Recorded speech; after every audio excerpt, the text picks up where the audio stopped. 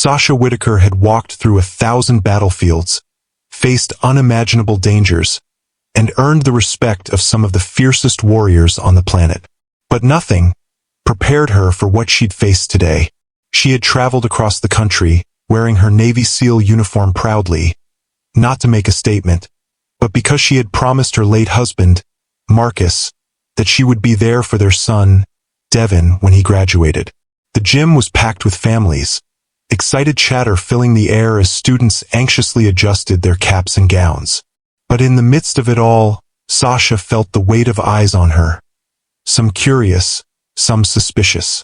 She had barely settled into her seat in the family section when 2 security guards approached her. The taller one, Officer Jacob Hughes, stepped forward, his hand on his hip. "Excuse me, ma'am," he said, his voice polite but firm. "We're going to need you to move. This section's full." Sasha didn't budge. She looked up at him, meeting his eyes, her back straight. "This is my seat. I'm here for my son's graduation." Her voice was even calm. She was used to this. This wasn't the first time she had been told to step aside, to let others go first, to be quiet and compliant. But today, this was her son's day, and she wasn't about to let anyone take it from her. The question wasn't whether she'd move, it was whether the rest of the room would stand by as she fought for her right to be there. But Hughes wasn't backing down. "Sorry, ma'am, but you're gonna have to move. We have to keep this area clear for family members." His voice was now tinged with irritation, and Sasha noticed his hand move toward his radio as if signaling for backup. Sasha's fingers tightened around the edge of her seat. The ticket she had in her hand, stamped and validated, was still visible. She held it up to show him, but Hughes didn't even glance at it. The other guard, Officer Sarah Barnes, shifted closer, eyeing Sasha warily. "We can handle this calmly, ma'am," Barnes said, but there was an edge in her voice. Sasha's chest tightened, but her expression remained controlled. She wasn't moving. Before Sasha could respond, Hughes stepped forward. His movements were deliberate, closing the space between them. "Ma'am, I'm not asking again. You're going to have to move." His voice was laced with authority, but Sasha could see it. He didn't expect her to resist. As the security guard stood before her, Sasha's thoughts flashed to the promise she made to Marcus, her late husband. He had always believed in family first. Before he passed, he'd been the one to encourage her to balance her career with their life at home, to find ways to make those moments count. Devin's graduation was supposed to be one of those moments. Sasha had pushed aside long deployments, exhausting missions, and the brutal demands of her SEAL duties to make it here today. She hadn't even wanted to come at first. The travel, the exhaustion wasn't easy, but when Marcus was still alive, they both agreed. Nothing was more important than being there for Devin. And now, without him, Sasha couldn't let that promise slip through her fingers. She had driven all the way here, even when it meant being physically and emotionally drained, because this was Devin's time. He deserved to see his mother, his hero, in the stands. She only wanted to honor her husband and son. That was all that mattered to her. If you're enjoying this story, kindly do us a favor and subscribe to our channel. It is free and won't cost anything, but it means the world to us. We are just a small channel trying to grow. And do not forget to comment where you're watching from. Thank you, and back to our video. She stood, slowly, as if to give him the benefit of the doubt. The moment she rose, Hughes stepped closer, standing too close, trying to assert dominance. But Sasha didn't flinch. She was already used to the space being encroached upon, used to the physical intimidation that came with her being a black woman in uniform. This wasn't new. What was new, however, was the refusal to let it slide. "I'm not going anywhere," she said flatly, her hand still gripping the seat beneath her. The crowd was starting to notice. People glanced over, and the murmur of whispers started. It wasn't loud yet, but Sasha could feel the eyes on her. Hughes' jaw tightened, and his eyes flickered toward Barnes, who stepped back slightly, glancing at the growing crowd. "Ma'am," Hughes said, his voice now low and controlled, but there was a subtle tremor of frustration. "If you don't move, we'll have to call for assistance." Sasha's gaze hardened, and she didn't break it. The moment she stood her ground, the tension in the gym shifted. Sasha noticed the subtle movements around her. A few heads turning toward the scene, a few people shifting uncomfortably in their seats. But it was the 6 men in the back of the gym that caught her attention. 6 former Navy SEALs, all from different corners of her past, rose from their seats. They didn't speak. They didn't even glance at each other. But their presence was felt immediately. One moved to the left of the aisle, another to the right, and the others began positioning themselves in the same calm, deliberate manner that only military training could produce. They weren't drawing attention to themselves, they didn't need to. The simple fact that they stood, unified in their silence, was enough to change the atmosphere of the gym. The whispers became louder, more people craning their necks to watch the standoff. The guards paused, their attention now divided between Sasha and the 6 men, each of whom wore an unmistakable posture of quiet authority. Sasha held her ground, staring at Hughes without backing down. The guards were visibly shaken now. This wasn't just a woman refusing to move. This was a force of nature standing in their way.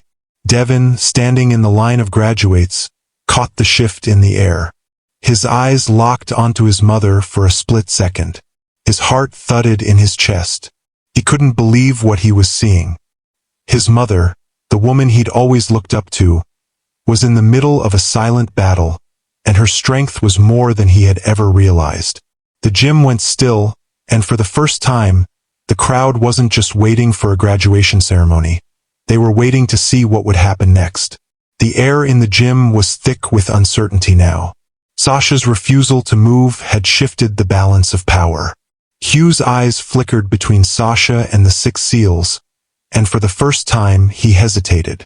He wasn't used to this. Most people complied. Most people just moved when told. But Sasha wasn't going anywhere. "I'm telling you for the last time.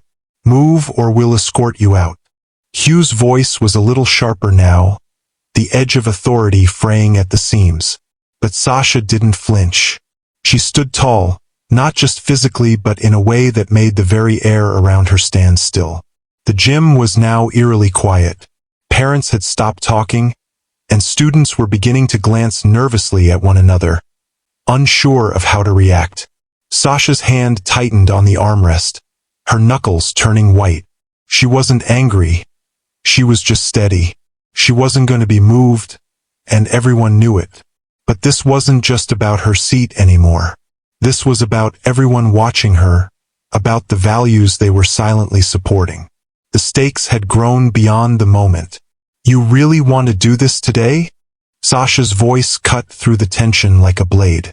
Her tone was steady, firm, and in the silence of the gym, it carried a weight none of them had expected. She wasn't backing down. She wasn't intimidated. This wasn't her first confrontation. She had stared down far more dangerous people before. But this was different. This was her son's moment, and she wasn't going to let them take it. Sasha's defiance seemed to resonate with more people than she expected. A man in the front row, sitting near the aisle, stood up. He wasn't tall, wasn't physically imposing, but his voice was loud enough for everyone to hear. "Leave her alone.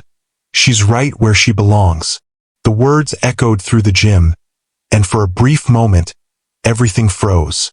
The guards looked back at him, surprised. They hadn't expected anyone to speak up. Most people in the gym had been passive, unsure of how to react. But this one man, an older white man, someone who clearly wasn't backing down either, had just changed the energy. Devin was frozen in place, his heart racing. He couldn't believe it. His mother, in the middle of this confrontation, wasn't alone. The crowd's eyes shifted, and the murmur of support began to grow. It was like a ripple of resistance had started, each whisper feeding into the next. "She's not going anywhere," another person shouted from the bleachers. Sasha's head snapped to the side, her gaze sharpening. She hadn't expected this. She had come here expecting to fight for her right to be there, but she hadn't imagined other people would be willing to fight with her. The realization hit her hard. She wasn't the only one who had been pushed aside, who had been looked down on for too long. The guards stiffened at the sound of the crowd's voice rising in her favor. They didn't know how to respond. The power they had once felt had slipped away, and for the first time in what felt like forever, they looked outnumbered. The room was alive now, buzzing with conversation, with uncertainty. The guards glanced at one another, their faces betraying their growing discomfort. The 6 SEALs who had stood in silent solidarity with Sasha didn't move a muscle yet. Their presence was a wall, a shield Sasha didn't need to ask for but had received anyway. But the tension didn't stop with the guards. The gymnasium was now split. On one side, you had the growing voices of support for Sasha, parents, students, and onlookers who were beginning to realize that what was happening wasn't just a small misunderstanding. On the other side, you had those who remained silent, unsure how to navigate the escalating confrontation. Hughes stepped forward again, this time less certain, less confident. His hand moved to his radio.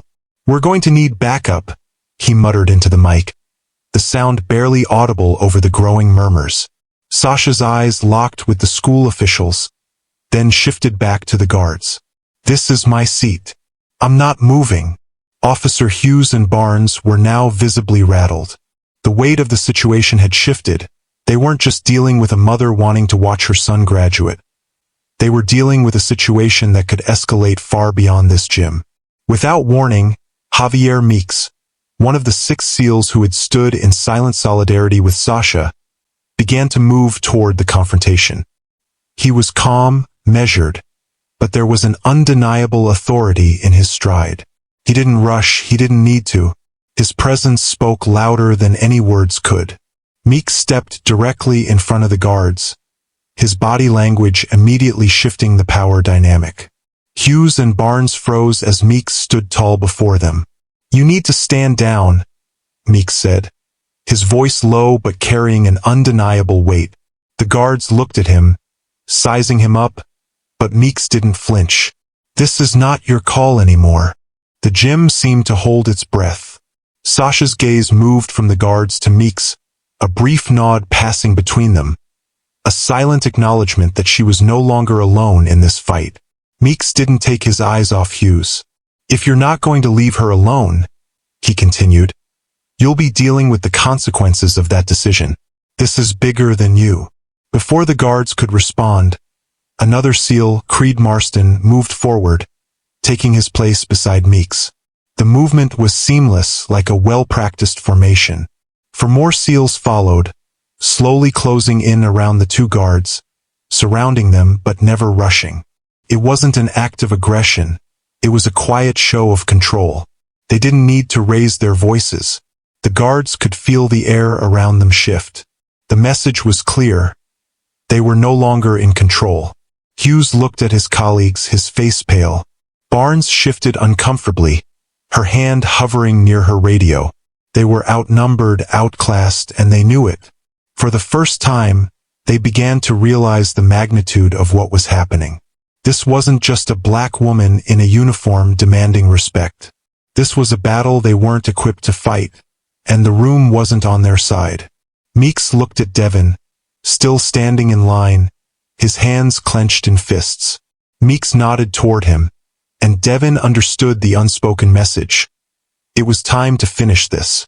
"Call the principal," Meeks said to Hughes, his voice now firm. "If you don't, we'll be taking this up with higher authorities. This goes beyond school policy." The message wasn't a threat, it was a statement. The situation wasn't going to stay within the confines of this gym. The SEALs were prepared to escalate it if necessary. Hughes swallowed hard, then spoke into his radio, his voice barely audible as he called for the principal.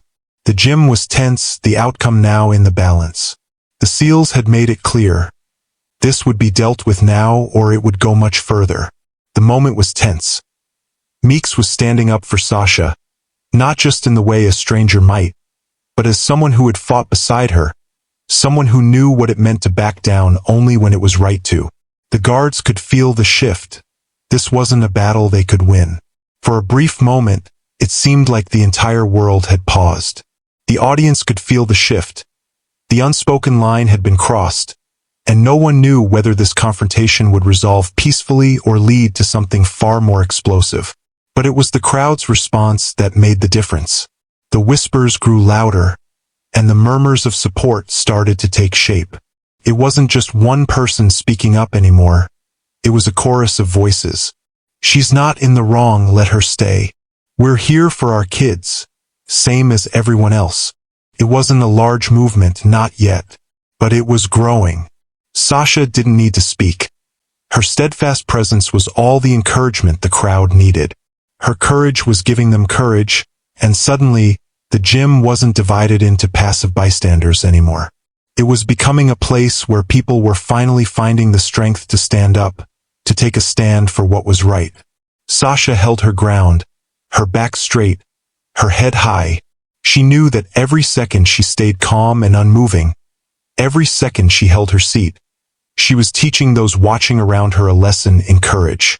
Not the kind that shouted or fought, but the kind that demanded respect without ever having to raise a fist. The principal, having heard the call, stepped out of the back office. He approached slowly, glancing between the SEALs and the two officers. The room waited for his decision. He paused for a moment, eyes flicking from the SEALs to the guards before landing on Sasha. The weight of the moment hung heavily in the air. This was no longer just a disciplinary issue. It had become a matter of respect, dignity, and legacy. The principal, David Walker, cleared his throat before addressing the room. His voice was steady but carried an undertone of regret, as though he knew the gravity of the situation. "Ladies and gentlemen," he began, his eyes scanning the gym, "I want to sincerely apologize for the distress this situation has caused, especially to Mrs. Whitaker and her family." His eyes lingered on Sasha for a moment longer, an unspoken acknowledgement of the weight she carried, even in this moment. The gym remained silent, everyone listening carefully. The principal turned to face the two security officers, Hughes and Barnes, who were still standing awkwardly under the gaze of the crowd and the SEALs. "You too," he said firmly, his voice now sharp. "This is not how we handle situations at Elmridge High. I expect better from you. And I'm not just talking about the rules. I'm talking about how we treat each other, how we treat every person who walks through our doors, no matter their background, their history, or their uniform." The guards stood there, unable to meet his eyes, their discomfort clear. "I want you both to apologize," the principal continued, "and understand that we uphold a legacy here at Elmridge. It's a legacy of respect, of fairness, of treating everyone with dignity. We're all part of something bigger than ourselves, and today that has been forgotten. I won't stand for it again."